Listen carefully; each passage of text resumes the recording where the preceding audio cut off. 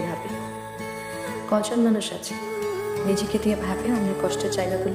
বাহ, প্রথম দিনেই ঝগড়া শুরু হয়ে যাচ্ছে। আন্টি কি পড়াবো? তাড়াতাড়ি পড়া।